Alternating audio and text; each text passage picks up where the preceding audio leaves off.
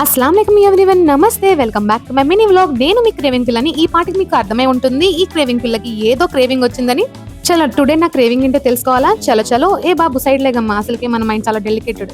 చలో ఇంకా ఆ ప్లేస్కి అయితే వెళ్ళిపోదాము. కనిపిస్తుంది అల్లదిగో అక్కడ ఉంది మధుమా కేఫ్. ఇక్కడ ఎందుకు వచ్చానో తెలుసుకోవాలి కదా, పదండి లోపలికైతే వెళ్ళిపోదాం. స్టోరీ ఉంది, ఏం స్టోరీ లేకుండా క్రేవింగ్ నాకు నార్మల్గా రాదు. ఇంక ఇక్కడ అడుగుతున్నాను, బాబు నాకు 2 ఐటమ్స్ కావాలి ఉందా అంటే లేదని చెప్పుకుని నా గుండె ఆగిపోతే చాలా దూరం నుంచి వచ్చానని చెప్పాను. ఇంకా చలో మేడం ఉంది అన్నాడు.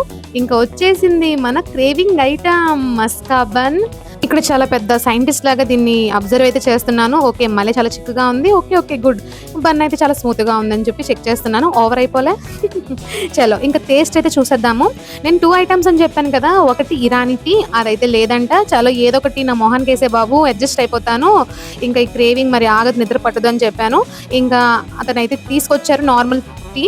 అండ్ టేస్ట్ చూస్తున్నాను, మలైలో డ్యాప్ చేశాను బన్ని. అండ్ టీలో కూడా అది ఇరానీ చాయ్ కాదు, ఏదో చాయ్, బట్ అడ్జస్ట్ అయిపోదాం. మన క్రేవింగ్ మనకి ఇంపార్టెంట్ కాబట్టి. క్రేవింగ్ రీజన్ చెప్పనా, అందరూ అపార్థం చేసుకుంటారండి. బిగ్ రీజన్ లేదే నాకు క్రేవింగ్స్ రావు. సడన్ గా నా హైదరాబాద్ వీడియో చూసానండి, అందులో నా మస్కాబన్. అబ్బా ఇంకా నేను హైదరాబాద్ ఈ టైంలో వెళ్ళలేను కదా, తంతారు పట్టుకుని హైదరాబాద్ తీసుకెళ్ళి మస్కాబన్ గురించి అంటే. ఇంకా నేను వైజాగ్లో ఎక్కడ దొరుకుతుందని ట్రై చేశాను. ఇంకా గూగుల్లో సెర్చ్ చేశాను. ఈ స్పాట్ అయితే నాకు తెలిసింది మధుమా కేఫ్.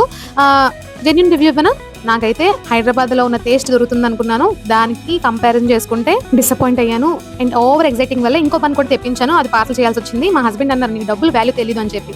ఏమని దులుపుని పోయాం ఇంకా దాన్ని, ఆ మాటల్ని. ఇంకా నెక్స్ట్ అయితే నేను ఒక ప్లేస్కి అయితే వచ్చేసాను, గోల్డ్ షాప్కి. ఇక్కడ ఒక వర్క్ మీద వచ్చాను, కానీ అనుకున్నది ఒకటి అయినది ఒకటి అన్నట్టు. ఒక దాని మీదకి వస్తే ఇంకో పని అయితే అయింది కానీ మా హస్బెండ్కి హోల్ అయితే పడింది పర్సు. చలో ఏం హోల్ పెట్టానో చూపిస్తాను మీకు నేను. అందరికీ ఒక డౌట్ రావాలి, ఏంటి నగిన ఫేస్ డిఫరెంట్గా ఉంది, మాడిపోయిన పెనంలాగా పెట్టి ఏదో ఆర్మెంట్ చేస్తుందని చెప్పి. ఏం లేదు, మా హస్బెండ్ నేను టామ్ అండ్ జెర్రీ లాగా ఏదో ఫైట్ చేసుకుంటున్నాము. ఇంకా నేనైతే చెప్పాను కదా ఒక వర్క్ మీద వచ్చానని చెప్పి, దాని గురించి డిస్కషన్ చేస్తున్నాను. ఏదో మనం వచ్చిన పని చేసుకుని వెళ్ళిపోవాలి కదా, ఇది మానేసి ఇది బాగుంది కదా, ఇది నేను తీసుకోనా, నేను కొనుక్కోనా అని చెప్పారు.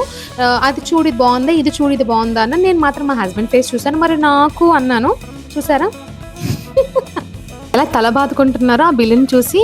దీన్నే అంటారు రియలైజేషన్ అని చెప్పి. నేను ఇక్కడ అంటున్నా love you Sonu, thank you Sonu అంటే పోపో నాకు పెట్టావుగా పెద్ద హోలు అని.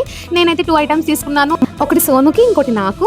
అండ్ నేను తీసుకోలేదు, సారీ, మా సోను నా మూత మీద గుద్దుతారు. నువ్వు తీసుకున్నావు నేను తీసుకున్నానని చెప్పి వాడు ఫ్రీగా ఏదో గిఫ్ట్ ఇచ్చారో చూసి మురిసిపోతున్నాను. మనం కొన్న ఐటమ్ ఎంత వాల్యూ ఉన్నా వాడు ఇచ్చే ఫ్రీ గిఫ్ట్ లోనే అది చూస్తూ మురిసిపోతాం. అది లేడీస్ కున్న వీక్నెస్, అంతే, అర్థం చేసుకోరు. ఈ రోజు వీడియో అయితే ఇంతే. ఈ వీడియో మీకు నచ్చినట్లయితే లైక్ చేయండి, షేర్ చేయండి, సబ్స్క్రైబ్ చేయడం మాత్రం మర్చిపోవద్దు. ఇంకో నెక్స్ట్ వీడియో కలుద్దాం. Bye bye.